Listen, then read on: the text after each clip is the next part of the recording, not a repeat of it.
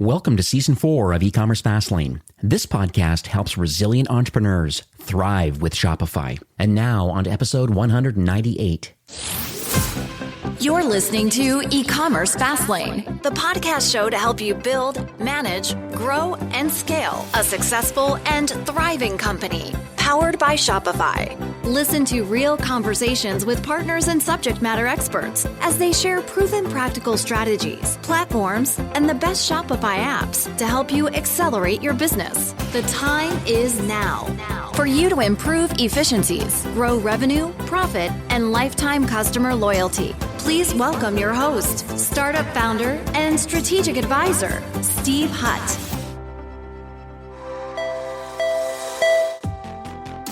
This episode is brought to you by Fast Simon, a leader in AI-powered shopping optimization for Shopify merchants. You can now engage your customers, boost your sales, and uplift your average order value with advanced search, personalization, merchandising, and discovery functionalities. As a Shopify merchant, you need the best-of-breed apps to differentiate and thrive in today's e-commerce landscape. Fast Simon has designed its platform with scalable infrastructure and customization in mind. Their new React UI component library simplifies the integration of AI shopping optimization with headless commerce and custom Shopify e-commerce storefronts. The new library can allow you to increase conversions through speed and AI of its shopping optimization platform, including merchandising, smart collections, search, personalization, visual discovery, cross-selling, upselling, you name it, all with a few lines of code. As a Shopify merchant, Fast Simon understands your needs and offers multiple store views within the same dashboard, copy settings between stores, manage production, staging, and development stores, role-based access controls, and most importantly, they have 24/7 world-class support. Now, Fast Simon has powerful features tailored to the needs of Shopify brands. You can now address your audience's buying intent across different points in the customer journey. Whether your shoppers are browsing or if they have a clear intent to buy, get the tools to move your first-time visitors towards making a purchase by offering a unique buying experience through personalization and visual discovery. Fast Simon has also partnered up with Shopify's point-of-sale system, which is actually fantastic for those retailers listening today with an online store and traditional brick-and-mortar locations, or even a pop-up shop. They also play nice in the ecosystem partners like Klaviyo, Yotpo, Stamped, Facebook, Instagram, so much more. You can even pull unlimited data from about anything in your online store and utilize it in your marketing tech stack. The more data you integrate, the more audience insights and personalization possibilities that you'll discover. Thousands of e-commerce merchants and agencies trust Fast Simon as they are a member of the Shopify Plus certified app program. You'll get great results, maximum flexibility, and unrivaled time to market. And right now, Fast Simon is offering a 14-day free trial for all my listeners. This also includes 30% off for the first 3 months. So check out their website at fastsimon.com. And to take advantage of my listener-only discount and free trial, head on over to ecommercefastlane.com/Fast Simon. This is the only app you will need for all of your shopping optimization needs. So go check them out, fastsimon.com. Well, hey there, it's Steve, and welcome back to the E-commerce Fastlane podcast. Now, if this is your first time listening, this is an e-commerce show where we have honest and transparent conversations about building and thriving with your store powered by Shopify or Shopify Plus. Now, if you're an ambitious, lifelong learner, which you probably are since you're here today, you're definitely in the right place. Now, new episodes are available twice weekly with your favorite podcast players like Apple Podcast, Stitcher, Google Play, Spotify, and many more.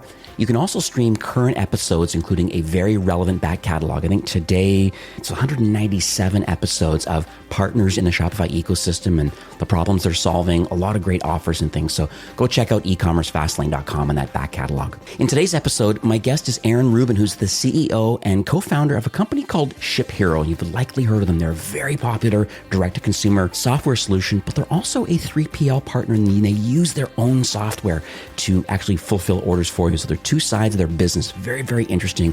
I'm so glad he's here today. They really are an amazing company. They're US based, which is fantastic. Full service, like I said, fulfillment and warehouse management software. It's all together, and they really do help these Shopify and other brands, but these e-commerce direct-to-consumer opportunities available with their software or directly fulfilled. So it's really amazing. Please make sure you also listen through to the end of this episode, because I know we chatted in the green room before recording today, and I understand there's going to be an exclusive listener-only bonus for those that need software to fulfill your orders or are looking for a 3PL. So hi, Aaron. Welcome to E-commerce Fastlane. Hey, Steve. Glad we're doing this first time. Absolutely. Yeah. So let's, I hopefully didn't butcher at the top of the show here, but I'd love to hear it in your own words, you being a founder, like what does ShipHero do and the problems that both the software and then the done-for-you services. Let's just kind of unpack all that first. Yeah, sure. And after that, I'm going to ask you who's the 200th guest. All right. That's a good one. See if you'll tease that. Maybe get Toby on or something. Yeah, I wish.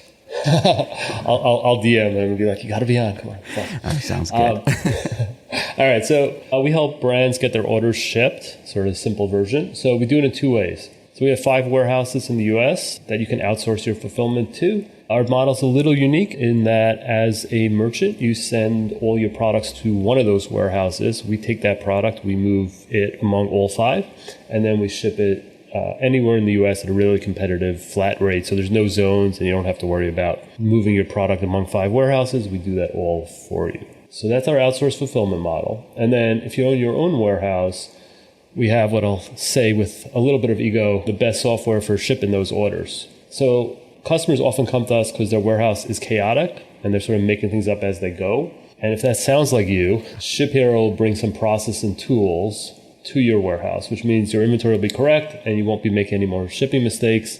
Just to give you an idea of who we work with, software is used by merchants shipping 100 orders a day. We have merchants shipping 10,000 orders a day, and we have more than 50 million Shopify orders shipped with ShipHero each year. It's pretty impressive, and I'm glad that it's split off, and you obviously eat your own dog food, meaning you're using your own software to run your own warehouses. Yeah, the same thing that we're shipping with, you get the same software in your own warehouse. It's interesting that you're allowing for orders to go to one location, and then you deal with the forecasting and the demand side of that and knowing where to move products around to geographical areas. I mean, there could be weather-dependent product that is selling better in one market versus another, and I guess you kind of understand that analytics and kind of can make the appropriate moves. Yeah, and we also have trucks going every day. So sometimes we wait and see, right? So demand's peaking somewhere.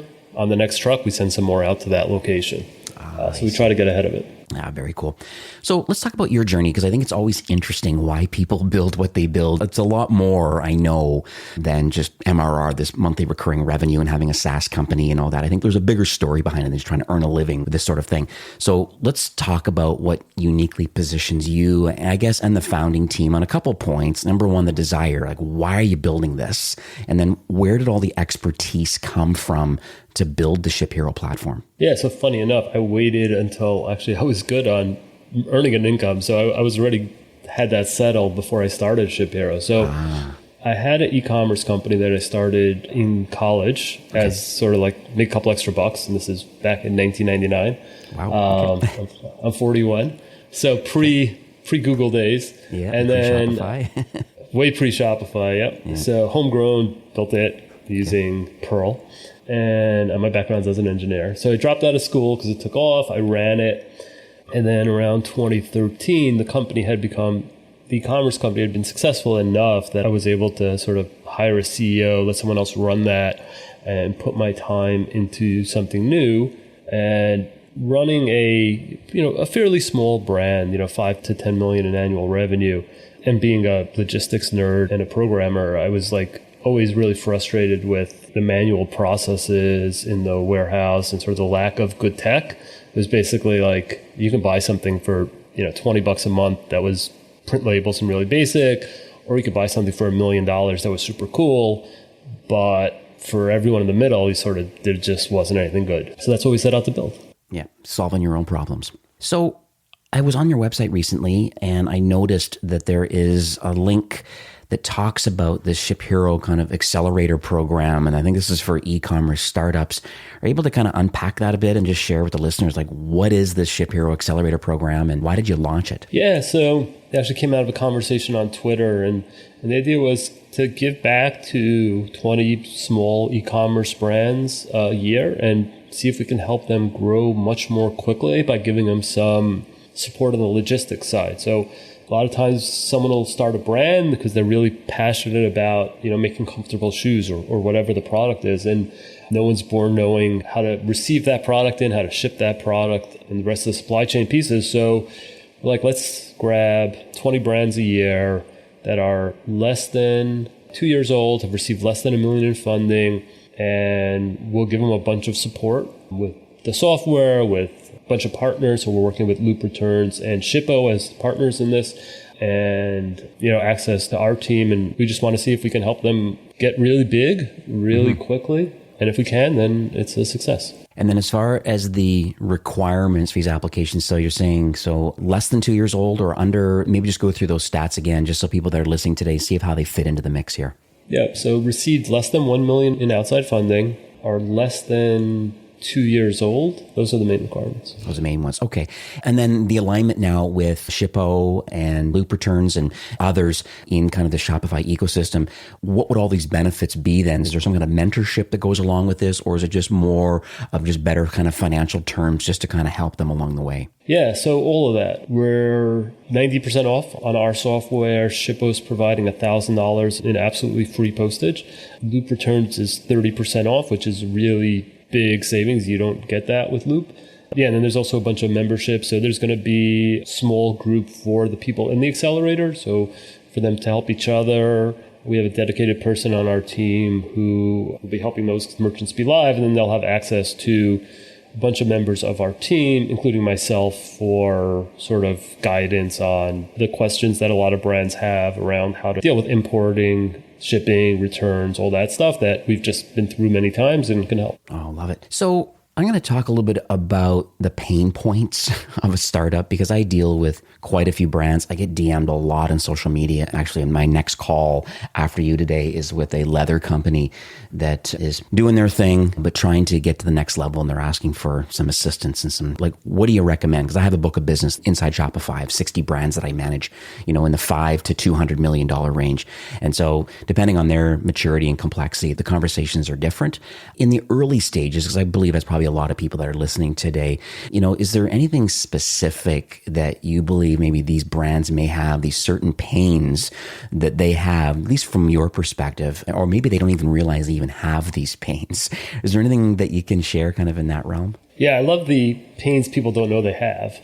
Yeah. So I'll give you a good example of one of those. So a brand we started working with, I won't mention their name, they said that they're not quite sure what their inventory is. So what they do is they have a new drop every Friday, but for every size and color variation, they list for sale 10 units less than they think they have.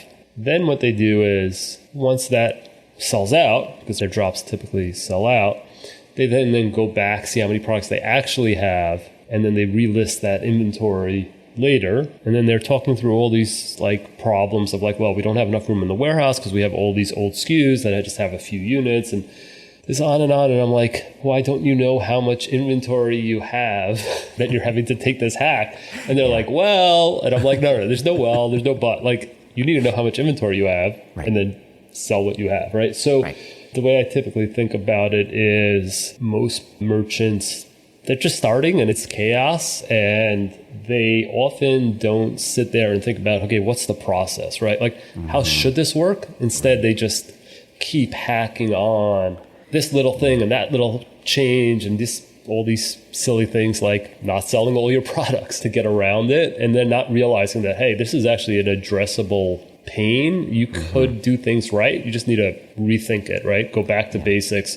What's the right process here? Not just take the process that you just randomly started with because you didn't know anything better to do, and now it's been 2 years later and you went from 10 orders a day to 500 orders a day, but you're still using that 10 order a day process because you haven't sat down and thought about it. Yeah.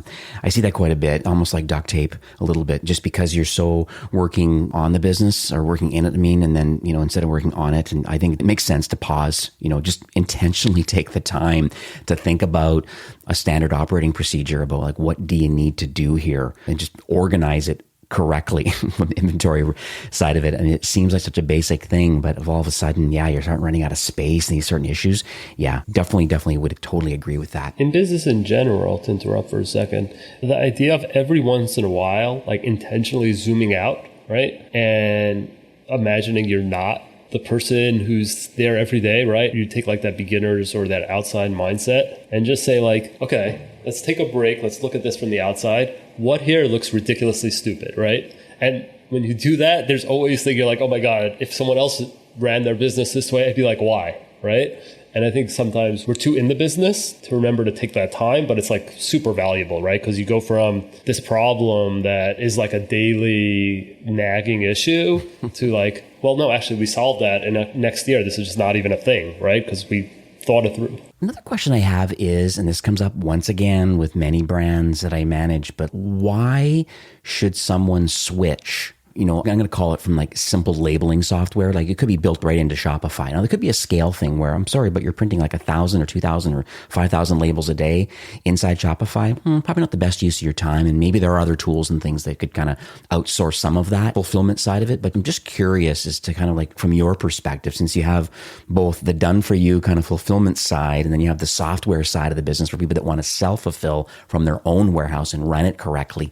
I'm just curious is like, what are some of the top reasons to go from a labeling system over to more of an integrated kind of shipping software solution like ShipHero? Yeah, so the normal process is it's the brand owner. They know everything, right? They know all the products. They know where everything is. They're living and breathing this thing, right? They're dreaming about their business and they're doing the shipping and everything's working pretty good.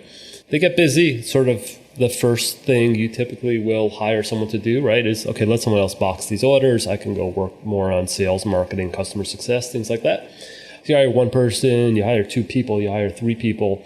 And the chaos that you are able to manage with like a superhuman effort, right, because your employees aren't going to, right? That's not fair to expect them to live and breathe your business. So when that happens, things start to fall apart and they do it slowly, right? So you go from never making a shipping mistake to occasionally making a shipping mistake to 1% of the time, right, making a shipping mistake. So you're 99% accurate. It's sort of like that slowly boiling frog. Again, it's one of those things, zoom out, look at it. You're like, wait, why would I ruin my relationship with 1% of my customers by shipping them the wrong product, right? Like, why don't I ship them all the right product, right? And that's doable. And typically, that's when they would benefit from working with someone like us that has the tools and the processes so that you're not making those shipping mistakes. You don't have wrong inventory. What's interesting too is when I think about the software or making a decision to, move to a 3PL, I always think about, are you offering great customer experience? I always think post-purchase experience. I just had Loop Returns on recently. And, that's one of his claim to fame. Jonathan, he was talking about the fact that this is something that a lot of brands don't think about. Like,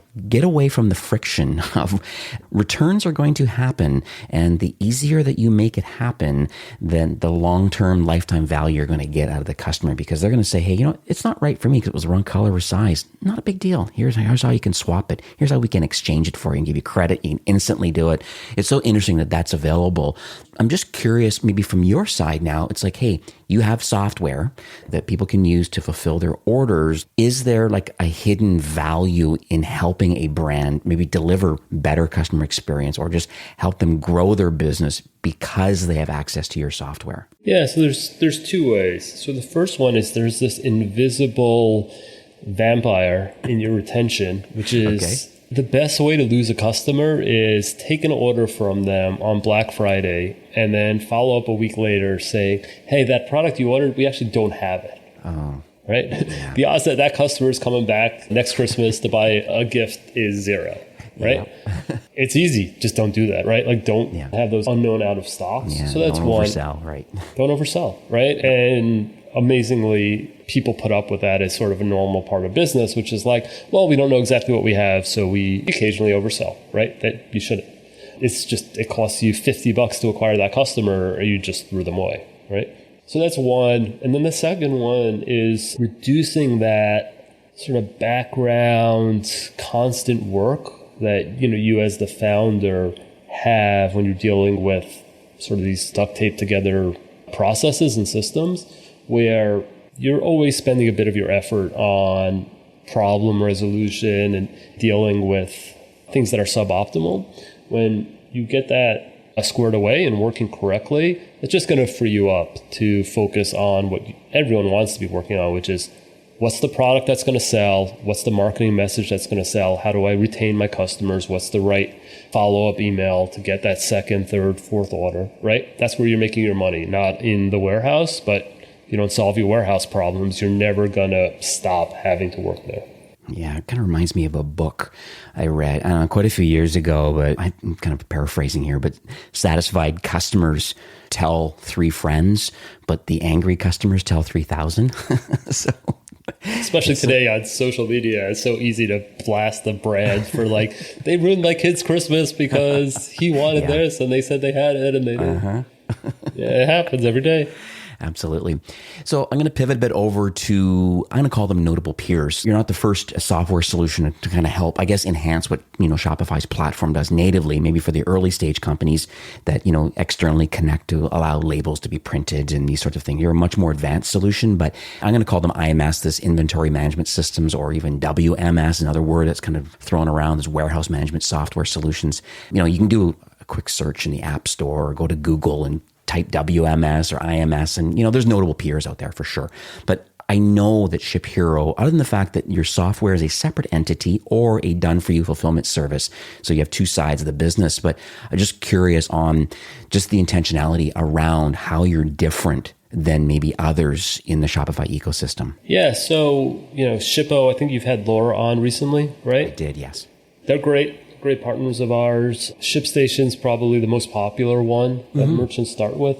Yeah. And typically that's where merchants start and they sort of graduate to us, and it's a different solve, right? So if you're solo or, you and family member are doing the shipping, like Shippo or ShipStation, those are great solutions.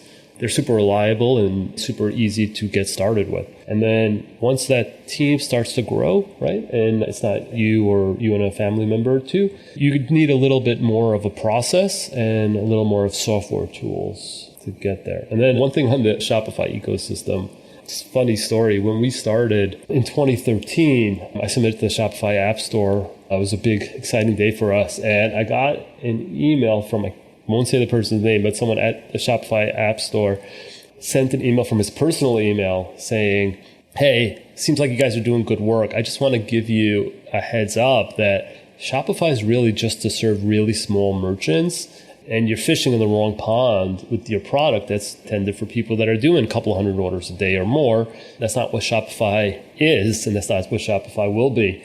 I was like, I was using Shopify as a merchant, and I'm like, it's the best platform. It's getting better the fastest. Like, I'm still betting on this. Yeah. And we did. And it turned out to be the right bet. But I thought that was pretty funny how in the early days, it wasn't so obvious that Shopify was the place to build a solution like ours, but certainly very glad we did. Yeah, absolutely. So let's talk about Q4. We're, in the middle of that right now. The holiday season is definitely around the corner. It's all the conversations, all social media is blowing up about, these tips and tactics and guides and how-tos of BFCM and how to be different this year. There's been, some conversations about, hey, maybe in lieu of discounting, have you thought about some of the philanthropy side or the giving side or, just supporting your local charities? And there's lots of different tools and software. And there's been conversations too about, doing live selling is another interesting area people are trying to expand out into, or, really digging into influencers, these micro influencers, like maybe under 10,000 followers. And there's other different things, even getting on streaming television ads now for a little bit bigger brands who can afford to be on smart televisions and stuff like that. Pretty neat. Some really cool new things that are coming down the pike for sure that people may want to think about. But from your perspective, you're on the front lines with so many direct to consumer brands. Is there anything notable that you can kind of share today about how people can prepare for this inevitable rush that's going to happen? Yeah, so I'm more optimistic than most than I was last year in terms of like the supply chain crunch. Yeah. So I don't think it's going to be so bad. We got through it last year pretty well. Obviously, gift cards are always a great option, especially late, because it's always hard to get products to customers the last few days. Gift cards do that. I think if you're running your own warehouse, what you should be thinking about is people and making sure that you have a training program in place. So if you do need to add people, you can. The labor situation is really tight right now, and there's a lot of competition for warehouse labor. So have a backup plan for if you lose a member or two of your warehousing team, how you're going to ramp up a new person, right? If they leave December 1st, because I saw $3,000 signing bonuses the other day while driving to one of our warehouses up on the highway, right? And someone who's offered $3,000 December time, they might say, hey, I'm going to go sign there and get some really great Christmas gifts for my family, right? So I think that's one place you should be prepared. I think the stock issues in terms of inbound stock, like either you've solved that already or you haven't. It's really late at this point to sort of change your plan for how you're going to get stock in. And then for stock going out, there's some customers that are going to do early promos. Hero Cosmetics also, I think, is doing their promo November 1st. So I think Black Friday, Cyber Monday, even last year, we saw that move into the beginning of November instead of the end. And I think this year, you're going to see a lot more of that from a lot bigger brands. And it's a smart move. There's really no reason why, the U.S. Thanksgiving is the kickoff day. You can start a little earlier and make everyone's life, especially the shipping carrier's life, a little easier by getting that volume in early. I'm going to add to, supply chain side of it. Fair enough. If you haven't solved it now, if you don't know what's coming in, or it's, delayed on the ports and stuff. Once again, labor problems, containers are backed up. I know like longshoremen and stuff. I have family friends that are longshoremen and they're working double shifts. They're really trying their best to get these containers moved around the country, as needed. I'm in Vancouver, so I'm at a very large port.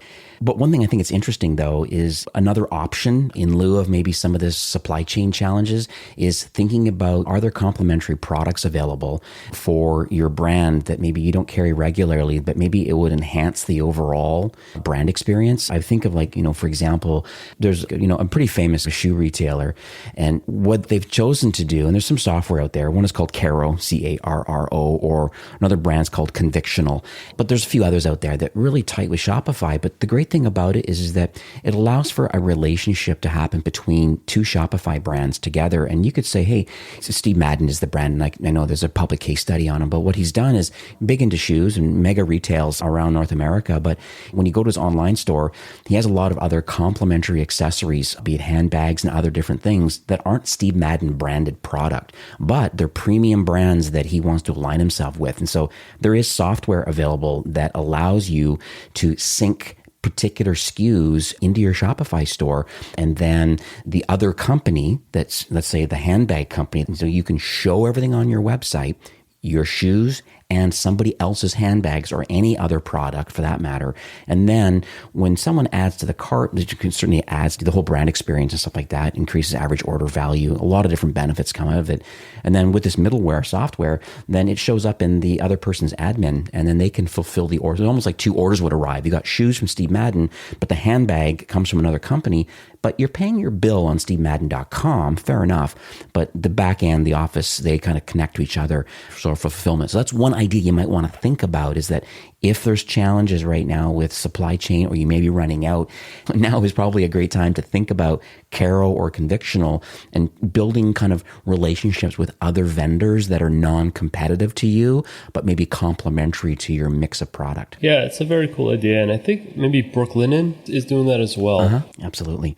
Yeah, love Brooklyn. And actually, we're in Canada. My wife, good story and fulfillment story again. I'm not sure how they do it, but they've got it dialed. In Canada, we're always thinking about, well, we order something, it's going to be like 4 or 5 days, maybe a week, maybe 7, 10 days. That literally came overnight. It was shocking how quickly. It's like Nike. Nike comes from Europe somewhere, like literally in 2 days to Canada. It's unbelievable how they're able to do that. But that's the whole surprise and delight. I know that's in your wheelhouse too. You have that opportunity available to surprise and delight and have things fulfilled quickly just because you have that capacity in your warehouses. Yeah, we actually have like a northbound program and a southbound program where we move trucks between the countries. And we actually have warehouses in Greater Toronto area and Vancouver. We're not open to any new customers in those anymore this year. We're at capacity, but Q1 we'll be launching another 200,000 square foot warehouse in Toronto area. And yeah, we'll definitely be helping some of our US brands and some new brands with their Canadian expansion. It's typically good for another 4 or 5%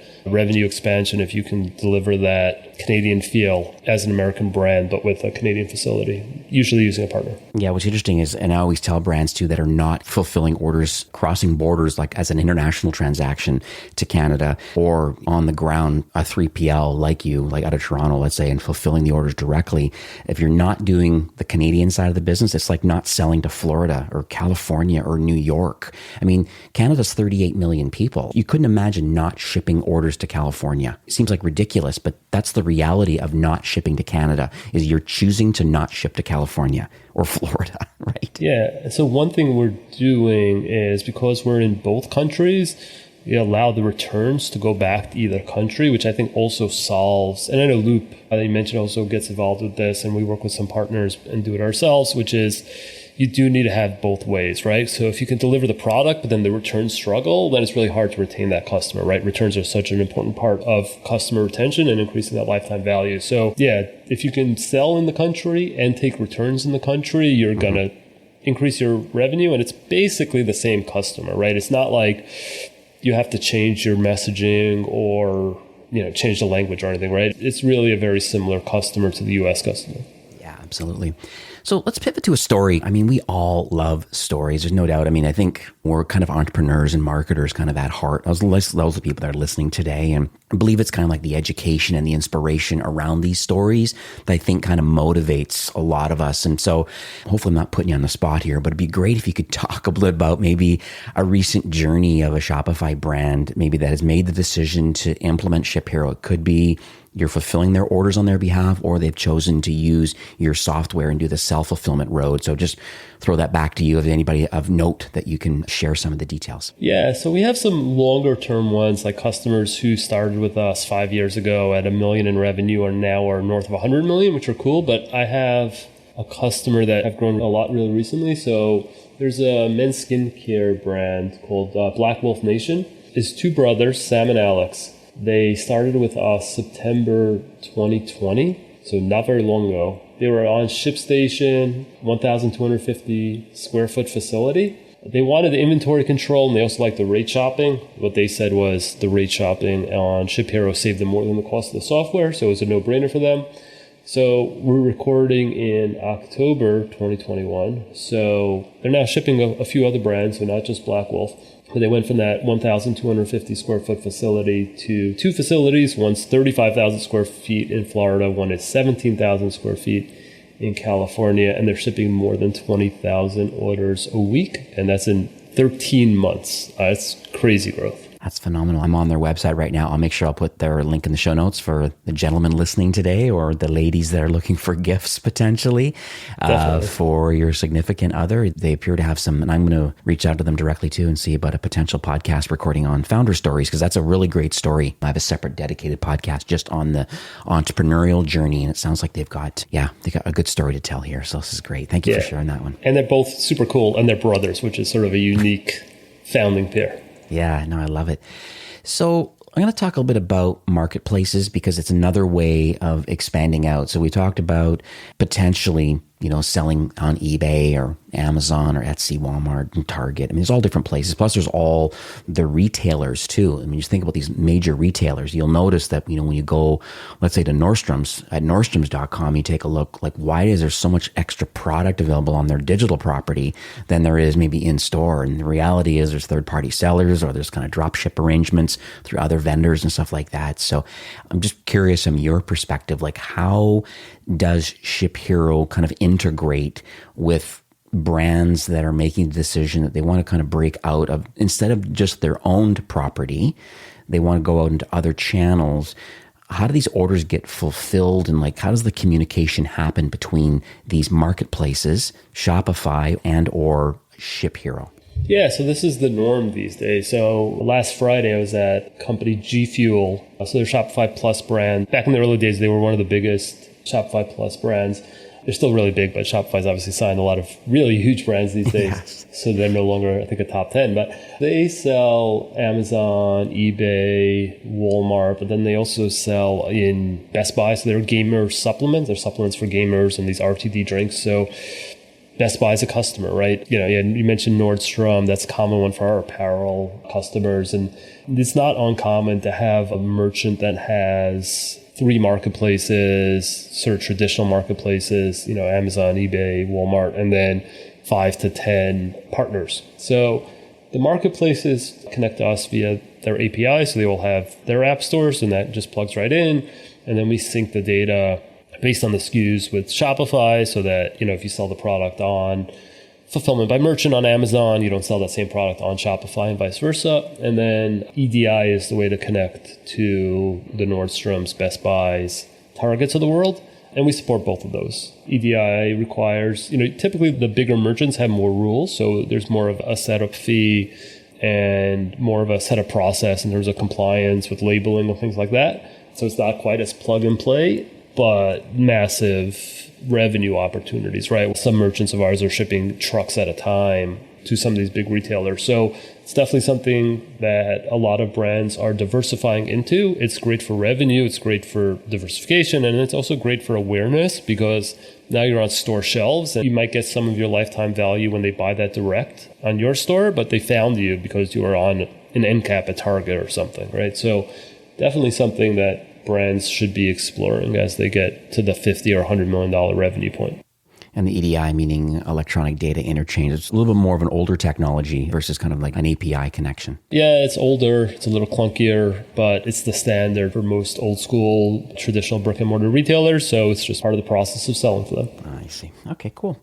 So let's talk about your North Star. We're just in Q4 right now. I mean, there's no code freeze yet, but that's happening at some point. I'm sure you can still onboard, not in Canada, but certainly in the US, you can still onboard a few merchants as required based on, your locations in the US. Your software is readily available instantly. And I know there's a Shopify app and things like that. Just was curious about where's the software headed, or where's your, you mentioned Canada, some expansion here in the West, but I'm just curious overall, how are you to continue to offer value and assistance for brands kind of moving into 2022? Yeah, I think we want to start helping some brands that are smaller. So that's sort of where we started, the $5 million brand range. And then, especially with COVID, we started spending a lot of time with brands that are doing $100 million plus in revenue. And then we basically beefed up our onboarding team and our support team so that we can handle those, but then not lose sight of the smaller merchants. That's important to me, that we keep being the best product for those merchants that are, not tiny, right? But that are over $1 million in revenue, and not only if they're, 10 to 100 million in revenue or more. So I think that's important for us. I think we're going to keep pushing on that. And then we have a bunch of partnerships that we've announced recently. Loop and Shippo are two of our big ones, and some more are coming as we help our customers a bit more post-purchase as well, where there's a lot of value in visibility, both for you and your customers, on what's shipped and where it is currently, and finding all the lost products. So the more concrete example is, if you ship a customer an order and it gets lost by UPS, FedEx, wherever, and there's no updates, you can now see that in ShipHero. So you can be proactive and reach out to the customer, and coming in Q1, you'll be able to do automation. So via, let's say, a Klaviyo or your other messaging system, send an email to a customer saying, hey, we see this product is stuck. We're just letting you know. And that'll give you credibility with your customers, so they'll feel better. Hey, these guys and gals are looking out for me. And also take a little bit of the work off of your customer support team, where instead of customer reaching out to you and saying, where's my product? You're reaching out to them in advance of that email saying, hey, we know your product's lost. Here's our policy. If it hasn't moved within a week, we're going to reship it. You don't have to do anything. We got you covered. Love it. I know it reminds me of a solution I interviewed, a couple months back, called Malomo, kind of a post-purchase experience landing page. But yeah, they definitely do proactive connections and kind of real-time lookup of these carriers, whatever the particular order was shipped on, and proactively messaging through SMS or through email through a connected partner, being it the Postscripts or the Attentives or the Klaviyo, and these sort of connections, that most brands probably already have in the Shopify world. It's nice that you're also doing the same or similar thing. And I see you also connect to a lot of other great partners. I think of Arca, like for boxes, people looking for the proper box connections. And I see Order Metrics and, Inventory Planner recently got acquired, I guess, through another company. But it's interesting. There's a lot of great partners. And I think that's a smart decision, I think, to, hey, stay in your zone a little bit, but appreciate the fact that brands have a particular tech stack that they love, they want to keep, they don't want to change it, but they also want to enhance their overall customer experience. I think that's where you fit in nicely. You play nice with other partners in the Shopify ecosystem. So I think that's very notable. Yeah, for sure.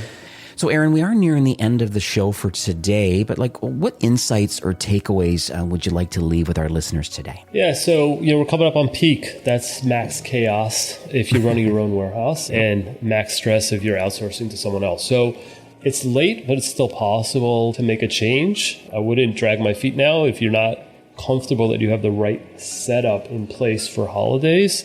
Now's the time to solve that. I wouldn't wait any longer. If you want to lose a customer, best way to do it is take an order during Black Friday, Cyber Monday, follow up 3 days later and say, hey, we don't have that product. So don't do that. And if you're not confident that you're not going to do that, right? If you're like, yeah, we might do that to some people, reach out to us, let us explain to you how you can make sure that that never happens. And your retention numbers, your lifetime value will appreciate it. And also it's the right thing to do for your customers. And we have the option of, like I said, the full service kind of fulfillment kind of at scale, I'm going to call it, even for the small businesses, but even all the way up to 10,000 or more orders a day, you can handle all of that. And, or if you're, just kind of outgrowing either Shopify or ShipStation or other tools and things, if you're outgrowing that, the other option will be to go with your warehouse management software solution of ShipHero. Yep, exactly. And we serve some of the biggest plus brands, Pretty Litter, Burst Oral Care, Universal Music Group, but then we also serve lots of people that, like Black Wolf when they were starting out, right? 1,000, 2,000 square foot warehouse, something small, shipping out of their basement. Like if that's where you are and you're growing, we can help. So how can people learn more about your solution? Where do you want to direct our listeners today? Yeah, so ShipHero.com first. Second of all, in the App Store, I love sending people to the App Store because the App Store gives you reviews that are unbiased, right? If you Google stuff, you never know if it's a pay-to-play website or not, right? Shopify App Store, as both a merchant and an app owner, I can tell you there's no way to game that, right? No. The reviews are legit and always from a real customer. So you can trust that. We have, it's like 5 stars on one and 4.8 stars on the other app, all with over 100 reviews, and really see how some merchants will explain how we changed their business, right? In a really meaningful, important way. And if you read those reviews, you feel some of them where you're like, okay, yeah, this person really appreciated what the software did. And I think that's important, right? That's what you're looking for as a merchant. You want the app that's not going to be a little bit better. It's going to transform your business. And we do that for a lot of merchants. Other ways you can find us is we put a lot of content out on YouTube. So youtube.com/ShipHero. We did one series where we took a 150,000 square foot empty building and turned it into an e-commerce warehouse, and sort of 5-6 videos of how that's done. People seem to really like that, see what the process is, and learn how to set up your own. And then lastly, we're on Twitter if you want to reach me at Aaron, Aaron, and AND, Molari. Follow me there. I post probably way too often, but ditto. A little bit of manual, a little bit of automation for me also when it comes to Twitter, but I'll make sure I put all this stuff in the show notes so people can get a hold of ShipHero directly and take a look at both apps, both the software side and then the fulfillment side. There's a few apps in there for that. This is probably a great time to talk about the offer that we talked in the green room and I mentioned at the top of the show, but anything you can share about a listener-only bonus for today? Yeah, so we're going to offer 3 months free if you sign up for our software before the end of this year. And then if you want to use our outsource fulfillment offering, we'll give you $2,000 of fulfillment for free, first $2,000 free. And to access that, you could either email shopifydeals@shiphero.com. That's shopifydeals@shiphero.com or shiphero.com/fastlane, one word. All right, cool. And I'll redirect that over. Yeah, so that'll be your landing page and then going over that offer. Pretty good deal. So ShopifyDeals@ShipHero.com. First 90 days for free on the software. So now's a great time. So if you feel that you've kind of outgrown or not really sure what you're missing, because there is a little bit of FOMO here too, I think. A lot of brands are self-fulfilling and they're using your software. You don't know what you don't know. So now's a great opportunity to cost you nothing, process all your orders through BFCM with their software. Download it now, right? The timing is ripe to be able to at least learn this software and, update your processes and system. It seems like a recurring conversation today about just starting early and just making sure that you create some kind of a standard operating procedure. Be intentional. Stop the duct tape. It's time to use some real software to actually help create a better experience for your customers, not overselling. And there's a lot of interesting things here. So that's a lot of my learnings. I scrambled down a ton of notes today. Life of learning for me, right? So I just wanted to thank you, Aaron, for coming on the show today. And, this, but Shopify's mission really is to make e-commerce better for everyone. And it's very clear to me that, ShipHero, both from leadership side, but just the software side, like you really are in tight alignment. And so many Shopify brands that you're helping. I love the fact that, you've now put together this accelerator program. I think this is a pretty exciting way of giving back to the entrepreneurial world. And, with nearly 2 million customers on Shopify, it's an interesting place and time to be alive in commerce. So I just wanted to thank you for coming on the show today and sharing your knowledge and your vision and just kind of giving back to this ecosystem. Thank you. It's been a great conversation. I appreciate it. All right. Have yourself a great day. This episode is brought to you by Fast Simon, a leader in AI-powered shopping optimization. Its revolutionary platform uniquely integrates shopper, behavioral, and store signals for an e-commerce search, strategic merchandising, and optimized shopping experiences that dramatically increase conversions and average order value. Engage your customers, boost your e-commerce sales, and uplift your average order value with advanced search and merchandising functionalities. And as I mentioned, right now, Fast Simon is offering a 14-day free trial for all my listeners. This also includes a special bonus of 30% off for the first 3 months. So go check out their website, fastsimon.com, and to take advantage of these offers, my listener-only bonus and free trials, head on over to ecommercefastlane.com/FastSimon. Well, that's it for today's episode. I'd like to thank you, a loyal listener of E-commerce Fastlane. It's my hope that this podcast is offering you a ton of value through growth strategies, tactics, and exclusive insider tips on the best Shopify apps and marketing platforms, all with my personal goal to help you build, launch, grow, and scale with Shopify. Thanks for investing some time today and listening to the show. I'm so proud and excited that you have a growth mindset and are a constant learner. I truly appreciate you and your entrepreneurial journey. Enjoy the rest of the week and keep thriving with Shopify.